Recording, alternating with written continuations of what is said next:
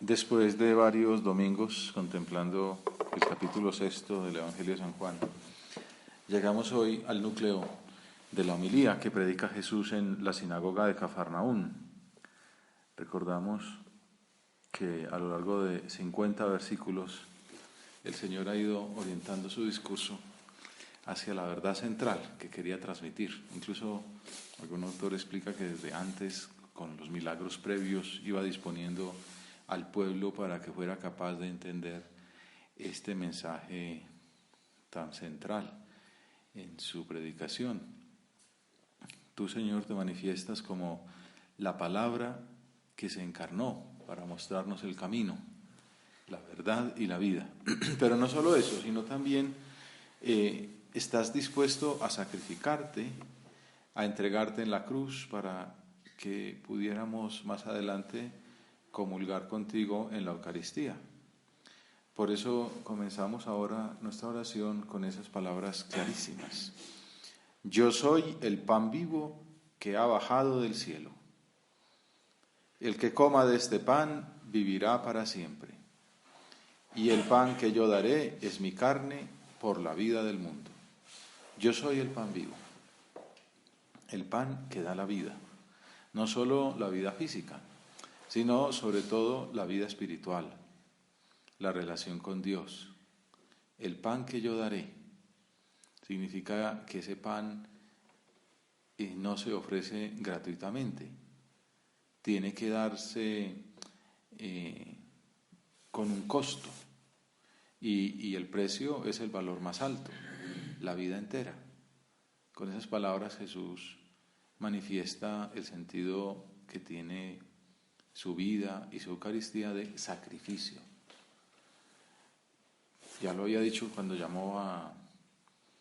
habló ante los hermanos Zebedeos, Santiago y Juan, podéis beber el cáliz que yo he de beber.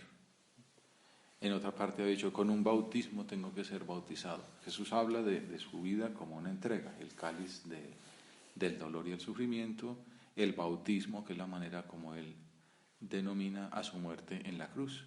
El pan que yo daré, el precio de ese don es la vida entera de Jesucristo. Poco tiempo después de pronunciar estas palabras, entregaría su cuerpo para que fuera partido en el molino de la cruz y de esa manera sirviera como el pan para la vida del mundo y derramaría la sangre hasta la última gota.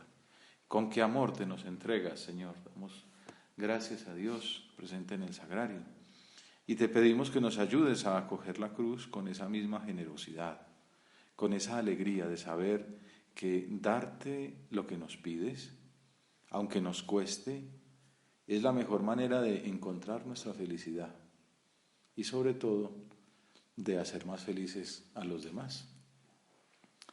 Considerar la Eucaristía no es aséptico, eso implica compromiso.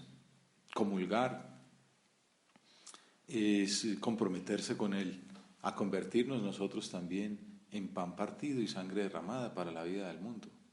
Juan Pablo II citaba en una enseñanza sobre la Eucaristía que al comienzo, en la vida cristiana, cuando se bautizaban adultos, les decía el sacerdote ritualmente, ¿estás dispuesto a ser santo? Y entonces el catecúmeno respondía, sí, y entonces le daba la comunión. Como que comulgar no es algo, una costumbre, sino que implica un compromiso de convertirse en lo que se recibe.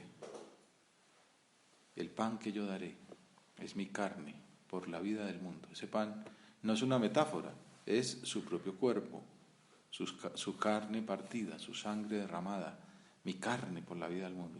De hecho, en el arameo que habló Jesús en la última cena, en lugar de cuerpo se decía carne. Esto es mi carne, para significar a la persona entera. Y probablemente esa fue la palabra que utilizó el Señor al consagrar el pan. Como dice un cardenal italiano, volviendo a escuchar esa frase, regresamos plenamente al interior de esa sala, en el piso superior, el cenáculo. En aquella noche llena de alegría y de temor, de tristeza y de esperanza, en donde Jesús nos dejó, en el signo del pan y del vino, el memorial de su Pascua y la realidad viva de su presencia a través de los tiempos. Con esa revelación, el pan que yo daré es mi carne para la vida del mundo. Uno esperaría que la respuesta del auditorio fuera como la de la samaritana o como la de los mismos judíos unos versículos atrás: danos siempre de ese pan. Sin embargo, la reacción de los judíos fue distinta, pues disputaban entre sí: ¿cómo puede éste darnos a comer su carne? Tampoco es fácil de aceptar. Con esta exclamación el Evangelio mismo sale al encuentro de muchos que siglos más adelante dirían que la Eucaristía no es un sacramento verdadero, sino un símbolo. Si se hubiera tratado de un símbolo, aquellos orientales que tanto gustan de las alegorías se hubieran regocijado. Sin embargo, aquí se escandalizan. Para ahondar más en el realismo de estas palabras, vale apuntar que más adelante, en el versículo 54, el Evangelio de Juan utilizará el verbo trogein, masticar, que solo empleará una vez más en la última cena. Solamente aparece 2 veces en este verbo. Aquí, cuando habla del pan de la vida, y luego en la última cena. El que come, el que mastica mi carne y bebe mi sangre tiene vida eterna, y yo lo resucitaré en el último día. El que de simbólico nada. Entonces Jesús les dijo: en verdad os digo, ante el escándalo de aquellos hombres, de cómo podía darles a comer su carne y a beber su sangre: si no coméis la carne del Hijo del Hombre y no bebéis su sangre, no tenéis vida en vosotros. O sea, sería como la ocasión de pronto echarse para atrás, recurrir ahora sí a una parábola.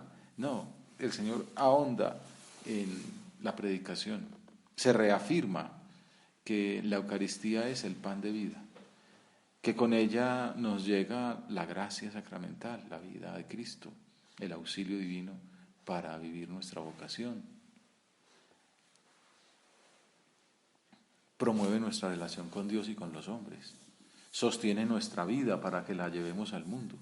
Esas palabras explican también la necesidad del sacramento eucarístico, que no solo es útil, sino ineludible.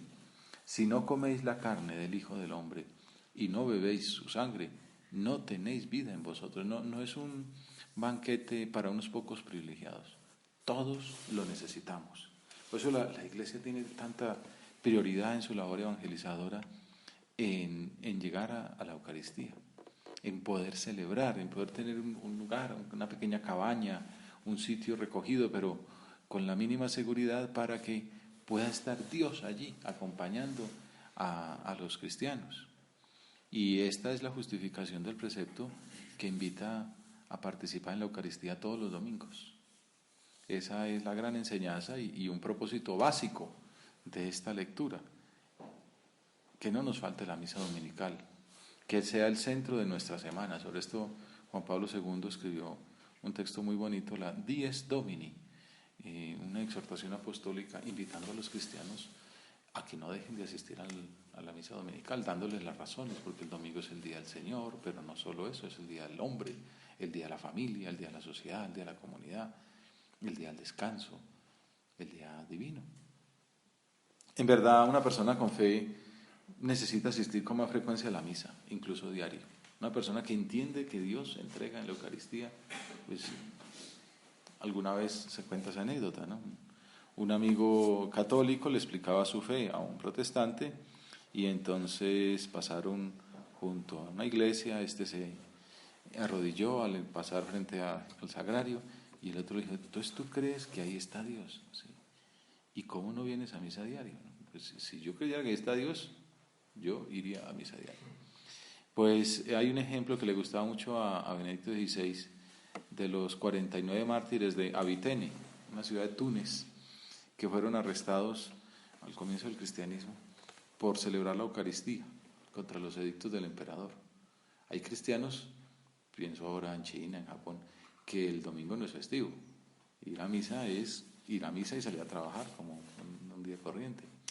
Y en aquel caso no solo no era festivo, sino que además era un delito reunirse a celebrar la misa. Y entonces los descubrieron, alguien los delató, fueron llevados a la cárcel. Y es famosa la respuesta de uno de ellos cuando le preguntaron por qué había puesto en peligro su vida desobedeciendo el mandato imperial. Sine Dominico non possumus. No podemos vivir sin la misa dominical. No podemos vivir sin recibir al Señor. Inspirado en ese evento, Benedicto XVI explicaba: necesitamos este pan para afrontar la fatiga y el cansancio del viaje. El domingo, día del Señor, es la ocasión propicia para sacar fuerzas de Él, que es el Señor de la vida. Por tanto, el precepto festivo no es un deber impuesto desde afuera, un peso sobre nuestros hombros. Al contrario, participar en la celebración dominical, alimentarse del pan eucarístico, experimentar la comunión de los hermanos y las hermanas en Cristo, es una necesidad para el cristiano, es una alegría. Así, el cristiano puede encontrar la energía necesaria para el camino que debemos recorrer cada semana. Qué bueno hacer como estamos haciendo ahora, comenzar la semana. El domingo es el primer día de la semana, no el último, como algunos pensarían. El primer día de la semana, comenzar la semana haciendo oración, meditando la palabra de Dios, el discurso de Jesús, y luego recibiendo a Jesús sacramentado en la Eucaristía, con su cuerpo y con su sangre, con su alma y con su divinidad. Además, no es solo energía para el camino de la semana, para la vida terrenal. El que come mi carne y bebe mi sangre tiene vida eterna, y yo lo resucitaré en el último día. La Eucaristía es el pan de la vida eterna. En la misa se dice la prenda de la gloria futura. Hay un prefacio que dice así: piñus vitae aeterni, como esos negocios en que uno entrega algo garantizando que va a devolver lo que le han prestado. Le da una joya a uno allí, me prestan un dinero y yo devuelvo el dinero y me retornan la joya. Esa joya, esa prenda de la gloria futura es la Eucaristía. No es pequeña la promesa de Jesús. Quien comulga con las condiciones recorridas tiene garantizada la resurrección. Mantendrá la unión con Jesucristo para siempre. Ayer uno de ustedes me decía que, pues, como la importancia que es comulgar, lo trascendente que es comulgar, lo bien que se siente uno cuando comulga. Uno a veces se puede acostumbrar a lo más sublime, también a la comunión diaria. Y por eso es bueno ver el amor que siente alguien que vuelve a comulgar después de un tiempo, o el que comulga por primera vez en su vida, el que se convierte. Tengo un amigo que está dando ese paso y es grande el ansia de decir: hacerme católico y recibir a Jesús con su cuerpo y su sangre, ¿no? Una persona ya adulta, ¿no? Tantos años estudiando, meditando esa decisión, pues está convencido. Lo que pasa es que eso requiere su maduración también familiar, etcétera. Claro, ¿con qué ansia está esperando poder comulgar? Y nosotros, los que estamos acostumbrados, los que lo podemos hacer, a veces podemos meter ahí algo de rutina. Este rato de oración nos puede servir para renovar ese deseo de comulgar como se comulga la primera vez, o también como sería la última. Ese es un regalo que tiene la Iglesia para sus hijos, el viático. Cuando una persona ya está muy enferma, está en las últimas, se le da, pues se puede confesar la unción de los enfermos, recibe una indulgencia especial por mandato del Papa y puede recibir la Eucaristía. Le llaman así el viático, como la fuerza para ese camino del paso de la tierra al cielo. Qué mejor manera de morir, ¿no? Es la muerte del justo. No es pequeña la promesa de Jesús, decíamos: mantener la unión con Jesucristo para siempre. Como dice Juan Pablo II, el sacrificio eucarístico no solo hace presente el misterio de la pasión y la muerte del Salvador, como decíamos antes, el pan que yo les daré, ese don de Jesús es porque Él se ha sacrificado, y esta es una dimensión que a veces se ha olvidado en la teología. La misa es sobre todo sacrificio. A veces se habla mucho del banquete, pero hay una dimensión mayor todavía, que es que no solo hace presente el misterio de la pasión y muerte del Salvador, sino que también hace presente el misterio de la resurrección que corona su sacrificio. En la Eucaristía celebramos la pasión, la muerte y la resurrección de Jesús. Se nos anticipa la vida futura. Este es el pan que ha bajado del cielo, no como el de vuestros padres, que lo comieron y murieron. El que come este pan vivirá para siempre. En el pasaje anterior se nos hablaba de la fe como condición para la vida futura. Este es el sacramento de nuestra fe. Ahora se precisa aún más. Se trata de tener fe en la Eucaristía. Es darse cuenta de que en este sacramento se cumplen las palabras del libro de los Proverbios, esa invitación de la sabiduría que se lee en las liturgias para participar del banquete que ella misma ha preparado. Dice la primera lectura de la misa: la sabiduría se ha hecho una casa, ha labrado 7 columnas, ha sacrificado víctimas, ha mezclado el vino y ha preparado la mesa. Ha enviado a sus criados a anunciar en los puntos que dominan la ciudad: vengan aquí los inexpertos. Y a los faltos de juicio les dice: venid a comer de mi pan, a beber el vino que he mezclado. Dejad la inexperiencia y viviréis, seguid el camino de la inteligencia. Venid a comer de mi pan, a beber el vino que he mezclado. Esto se escribe varios siglos antes del nacimiento de Jesús. Se ve como la sabiduría divina va inspirando al autor sagrado para preparar en el lector, en el orante, el espíritu, para ver que Dios está preparando un banquete, está invitando a comer del pan, a beber el vino que él ha mezclado. Se imaginaba uno que era en una mesa y en realidad era en la mesa del Calvario, de la cruz. San Agustín enseñaba que la riqueza de este alimento radica en que quien lo come se transforma en lo comido, al contrario de la comida habitual. Unas viandas se terminan convirtiendo ellas en uno, pero aquí es uno el que se convierte en Jesús. Soy el manjar de los grandes, crece y me comerás, sin que por eso me transforme en ti, como el alimento de tu carne, sino que tú te transformarás en mí. Pone en boca de Jesús San Agustín en el libro de las Confesiones. Tú, Señor, nos asumes a nosotros cuando te recibimos en la comunión. Se da esa mutua inmanencia de la que hablas en el Evangelio. Mi carne es verdadera comida y mi sangre es verdadera bebida. El que come mi carne y bebe mi sangre habita en mí y yo en él. Claro, está uno atisbando verdad es lo que significa comulgar, vivir en Cristo y que Cristo viva en mí.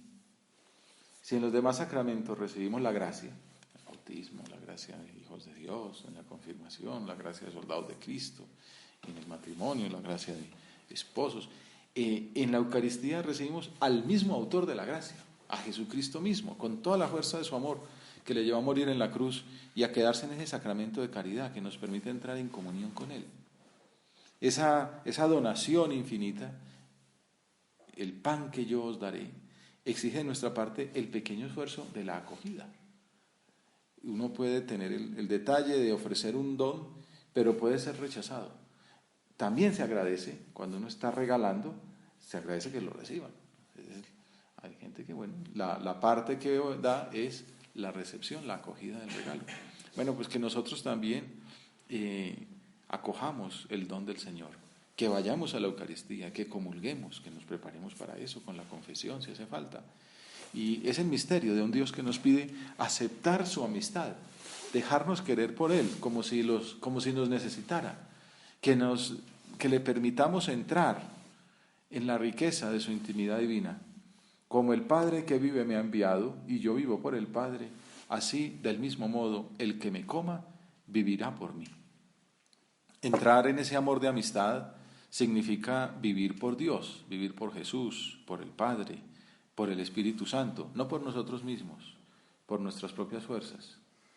El amor, ese amor al que el Señor nos invita, esa amistad íntima de hijo de Dios, de hermano de Jesucristo, de templo del Espíritu Santo, exige pues tratarlo con frecuencia, recibirlo, dialogar con Él en el pan y en la palabra, ser almas de oración. Aquí estamos llegando al núcleo, ¿no?, a la clave de la vida cristiana.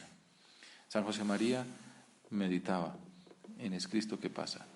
Si sabemos contemplar el misterio de Cristo, si nos esforzamos en verlo con los ojos limpios, nos daremos cuenta de que es posible también ahora acercarnos íntimamente a Jesús en cuerpo y alma. Como los primeros 12 hacían, pues nosotros también podemos hacerlo. Cristo nos ha marcado claramente el camino, por el pan y por la palabra, alimentándonos con la Eucaristía y conociendo y cumpliendo lo que vino a enseñarnos, a la vez que conversamos con Él en la oración. Quien come mi carne y bebe mi sangre, habita en mí y yo en él. Bueno, es una conclusión efectiva que puede llevar a formular propósitos. Trato frecuente. Ser almas de Eucaristía, pan y palabra. Entonces, ser almas de Eucaristía, ya hemos dicho, el primer propósito, la misa dominical, que no nos falte. Si uno crece en vida de fe, pues asistir con más frecuencia, inclusive todavía, a la Eucaristía, a la misa entre semana. Uno gradualmente se va enamorando, va yendo una misa entre semana, por allá el miércoles o el jueves. Luego le va cogiendo cariño y empieza a ir también, ya no una, sino dos, y después no dos, sino tres, y el sábado, hasta que una persona de fe sale natural, que empiece a ir a misa incluso pues todos los días. Uno lo puede proponer si se trata de ser personas de metas altas, de mirada elevada, con deseo de transformar el mundo, pues que estemos muy unidos a Jesús. Luego hay otra serie de detalles con Jesús en la Eucaristía, por ejemplo, la visita al Santísimo, pasar todos los días un ratico.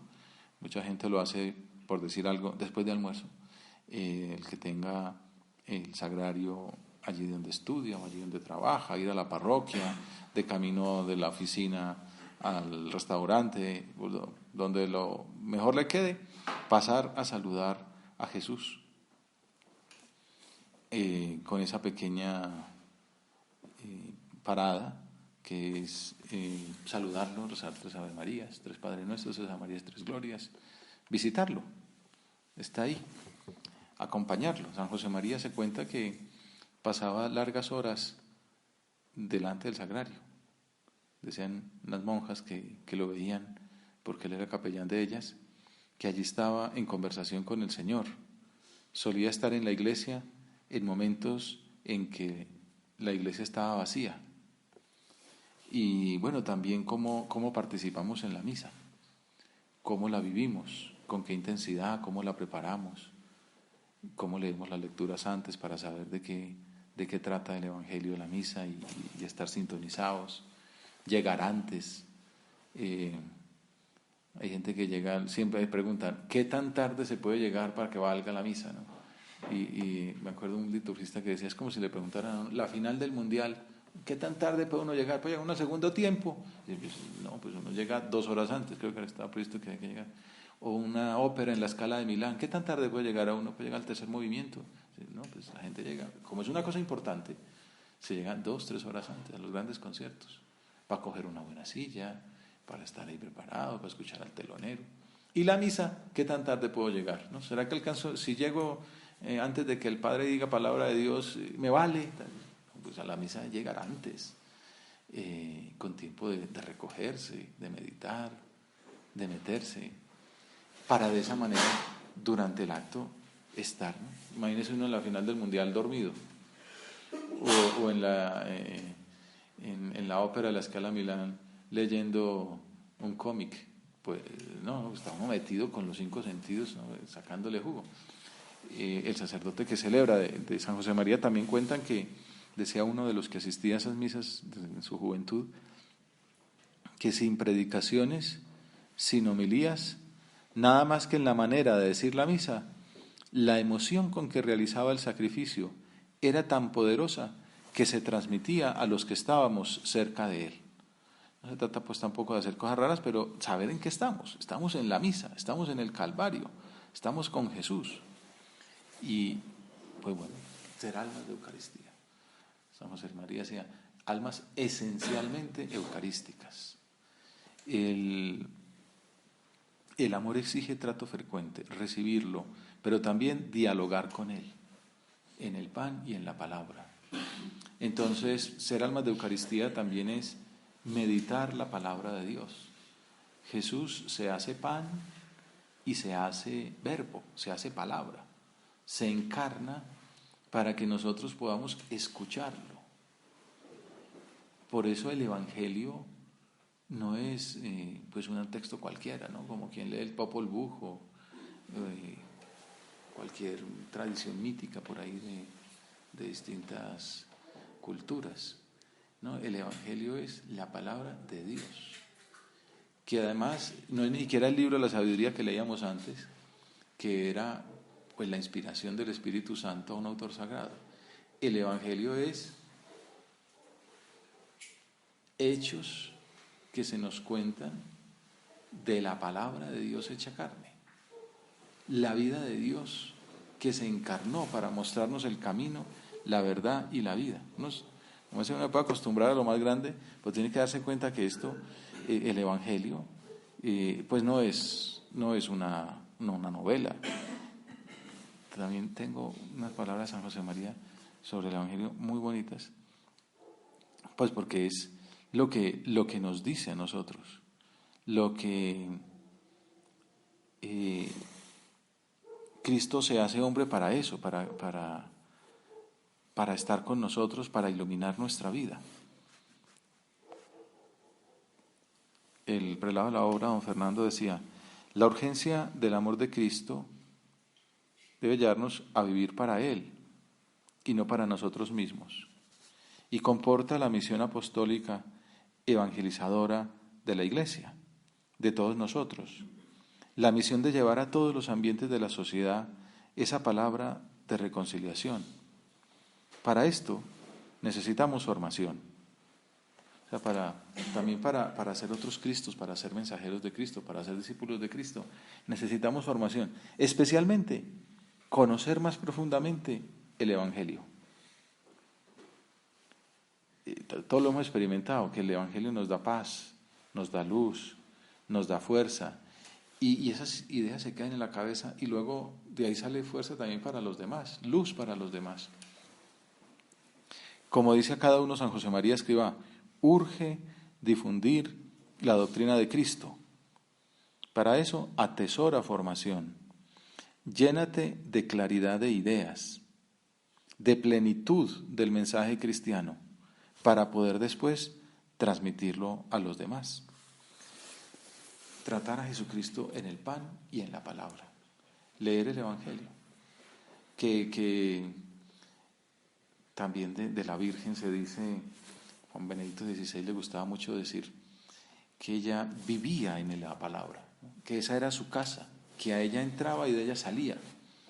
Hay un autor que a mí me gusta mucho y es el que uso para las portadas de los libros, Rubnik, un sacerdote jesuita de origen oriental, esloveno, y cuando muestra al ángel anunciándole a María la encarnación, siempre aparece el pergamino, como la palabra de Dios, que se va a encarnar en ella, y en algunas ocasiones lo representa a la Virgen dibujada en ese pergamino, que muestra eso, ¿no? La Virgen viviendo en la palabra.